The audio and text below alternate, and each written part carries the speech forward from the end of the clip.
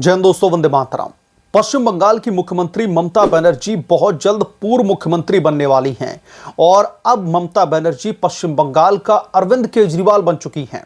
दरअसल मैं ये इसलिए बोल रहा हूं क्योंकि अब ममता बनर्जी के खिलाफ में जहां से वो इलेक्शन लड़ी थी, अपनी विधायकी बचा पाना एक तरीके से नामुमकिन सा दिखाई दे रहा है। क्योंकि ममता बनर्जी ने दोस्तों इस बार सारी हदें पार कर दी थी, लेकिन भारतीय जनता पार्टी भी इस मूड में थी कि आप आगे आगे हम आपके पीछे पीछे। यानी कि ममता बनर्जी ने जो भी सियासी रणनीतियां बनाई थी, खासतौर पर अपनी भवानीपुर की सीट बचाने के लिए, अब वो सीट भी ममता बनर्जी के हाथ से निकल चुकी है। और मैं ये दावे कोई वैसे ही नहीं बोल रहा हूं, मैं अभी तमाम फैक्ट्स के साथ में आपके बीच में बहुत सारी चीजें रखूंगा। उसके बाद में आप लोगों को यह समझ में आएगा कि ममता बनर्जी के लिए अब अपनी भवानीपुर सीट बचाना भी कितना बड़ा मुश्किल जो टास्क है वो हो चुका है। दरअसल भवानीपुर से ममता बनर्जी के खिलाफ में भारतीय जनता पार्टी के नेता और वेस्ट बंगाल के नेता प्रतिपक्ष शुवेंदु अधिकारी ने जो है चुनावी रण में वो उतरे थे, उनके खिलाफ में चुनाव लड़ रहे थे। अच्छा, अब यहां पर गौर करने वाली बात यह है कि ममता बनर्जी बीट के डर से, यानी कि हारने के डर से कैसे सीटें बदल रही थी। मैं पिछले विधानसभा के चुनाव पर आपका ध्यान केंद्रित करना चाहूंगा, तब आपको थोड़ा सा सियासी गणित समझ में आएगा। पिछली बार जब ममता बनर्जी सरकार में आई थी, जब ममता बनर्जी ने विधानसभा के चुनाव में जैसे तैसे अपनी जो साख है या फिर यूं कह लीजिए कि जो सरकार थी उसको बचा लिया था। पिछली बार वेस्ट बंगाल के विधानसभा के चुनाव में भारतीय जनता पार्टी को महज 38 सीटें मिली थी, लेकिन यहां पर इन 38 सीटों में जो सबसे ज्यादा दिलचस्प सीट थी वो थी नंदीग्राम की सीट, जहां से ममता बनर्जी ने खुद चुनाव लड़ा था। और सबसे बड़ी बात पता क्या है, उसी नंदीग्राम की सीट से शुवेंदु अधिकारी ने भी इलेक्शन लड़ा था। और ममता बनर्जी के सामने जब शुवेंदु अधिकारी उतरे थे तो बहुत सारे विपक्षी दल के नेता और खास तौर पर ममता बनर्जी के जो अपने खास हैं, जो उनके शुभचिंतक हैं, वो ये कह रहे थे कि ममता बनर्जी के खिलाफ में शुवेंदु अधिकारी ने इलेक्शन लड़के कहीं ना कहीं अपने पैर पर कुल्हाड़ी मारने का काम किया, अब उनकी विधायकी भी नहीं बचेगी। लेकिन नंदीग्राम के दोस्तों जब नतीजे आए थे तो ममता बनर्जी चारों खाने चित हो गई। शुवेंदु अधिकारी ने पश्चिम बंगाल की मुख्यमंत्री ममता बनर्जी को चारों खाने चित कर दिया राजनीतिक अखाड़े में और नंदीग्राम से उनको हरा दिया। फिर उसके बाद में बायपोल इलेक्शन होते हैं, जैसे तैसे ममता बनर्जी अपनी विधायकी बचाती हैं और फिर सरकार पर काबिज हो जाती हैं। अच्छा, अब समझिए इस बार के सियासी और राजनीतिक गणित को। इस बार शुवेंदु अधिकारी ने ममता बनर्जी को दोबारा से पटकनी देने के लिए खुद भवानीपुर से लड़ने का फैसला लिया था। अब खबर यह आ रही है कि जितने भी वार्ड में वोटिंग हुई है, सबसे पहले तो बढ़ चढ़ करके वोटिंग हुई है। बताया जा रहा है तकरीबन 95% जो वोटर हैं वो अपने घर से बाहर आते हैं और वोट डालते हैं। और वहीं अगर मैं स्पेसिफिकली एक आंकड़े की बात करूं भवानीपुर सीट की, तो मैं आपको बता दूं कि यहां पर तकरीबन 91% वोटरों ने वोट डाला है। अगर हम पिछले बार के चुनाव से अगर हम कंपेयर करें तो ये जो वोट परसेंटेज है ये बड़े पैमाने पर अपवर्ड गया है, यानी कि बढ़ता चला गया है। और भवानीपुर की सीट पर अगर बढ़ चढ़ करके वोटिंग होती है तो यकीनन तौर पर वहां पर जो है ममता बनर्जी का डंडा उखड़ने वाला है, यानी कि क्लीन बोल्ड होने वाली। और ये दावे किसी और ने नहीं बल्कि भारतीय जनता पार्टी के नेता शुवेंदु अधिकारी ने किया है।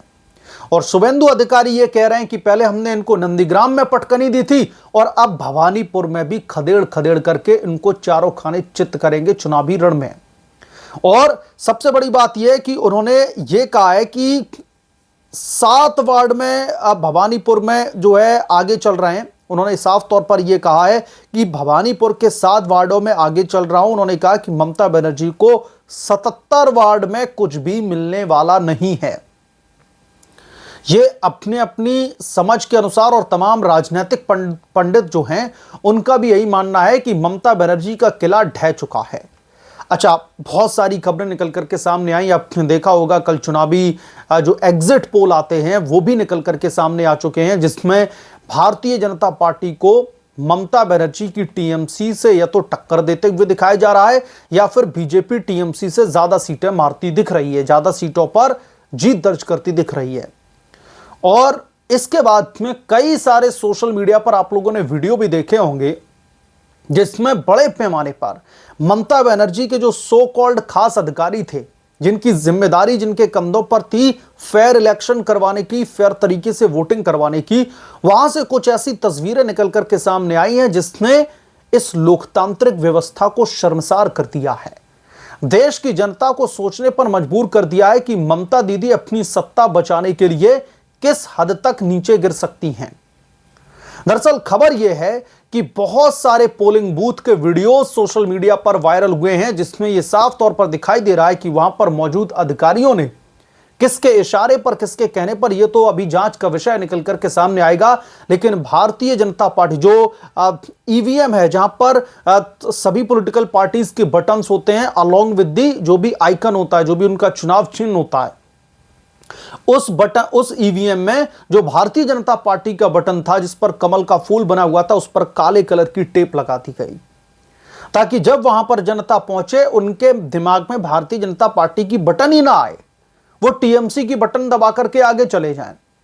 तो ये सब कुछ सोशल मीडिया पर वायरल हो गया और ये लाइव कैमरे में रिकॉर्ड हुआ है, जहां पर जो भारतीय जनता पार्टी के कार्यकर्ता हैं वो ये कहते हुए दिखाई दे रहे हैं कि एक एक को सस्पेंड करा के मानूंगा। आप लोगों ने ये हरकत करी तो करी कैसे, ये इतनी निचले स्तर की हरकत आपने कैसे कर दी। और फिर उसके बाद में चुनाव आयोग का भी उस पर स्टेटमेंट आ जाता है कि अगर इस तरीके की घटिया हरकत की गई है इसकी हम जांच करेंगे और अगर ऐसा सही पाया जाता है तो उन तमाम जगहों पर हम दोबारा से इलेक्शन करवाएंगे। यानी कि ममता बनर्जी ने नहला चला तो चुनाव आयोग ने दहला चल दिया।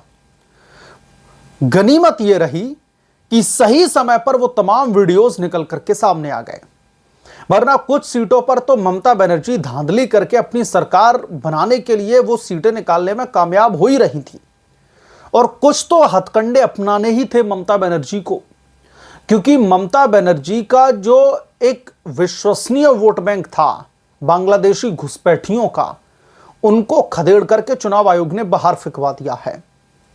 जरूरी दस्तावेजों की जब जांच की गई तो बांग्लादेशी घुसपैठिए खुद ही लाइन लगा करके भारत और बांग्लादेश के बॉर्डर को क्रॉस करके चले गए।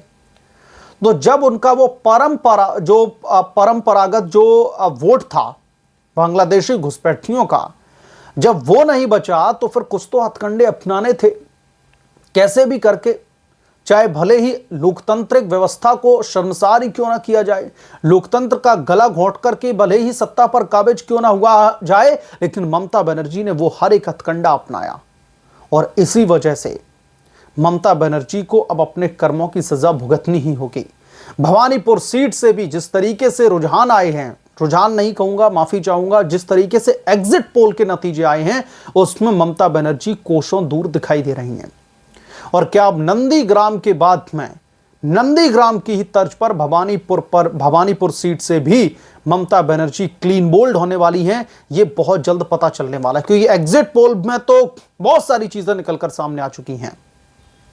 अब भवानीपुर में अगर ममता बनर्जी जो है हारती हैं तो दोस्तों ये ममता दीदी के साख पर एक बट्टा होगा और इसलिए मैंने रिपोर्ट के इनिशियल फेज में कहा कि ममता बनर्जी अब पश्चिम बंगाल का अरविंद केजरीवाल बन चुकी हैं। अरविंद केजरीवाल भी स्वीप करते थे इलेक्शन, पता चलता था कि 70 में से 67 सीटों पर जीत दर्ज कर ली, लेकिन जब दिल्ली की जनता के ने हिसाब किया तो केजरीवाल अपनी विधायकी तक नहीं बचा पाए, अपनी सीट तक नहीं बचा पाए। और वही हाल ममता बनर्जी का भी होने वाला है पश्चिम बंगाल में इस बार। बहरहाल इस मामले पर आप क्या सोचते हैं, आपकी क्या राय है, हमें कमेंट करके जरूर बताएं। जल्द मिलूंगा किस दूसरे बड़े अपडेट के साथ में, तब तक के लिए धन्यवाद। अगर आप लोग चैनल पर नए हैं तो प्लीज चैनल को सब्सक्राइब करें, साइड बने बेल आइकन को जरूर प्रेस करें ताकि जब भी मैं कोई बड़ी खबर लेकर के आऊं तो इसकी जानकारी सबसे पहले आपको मिले।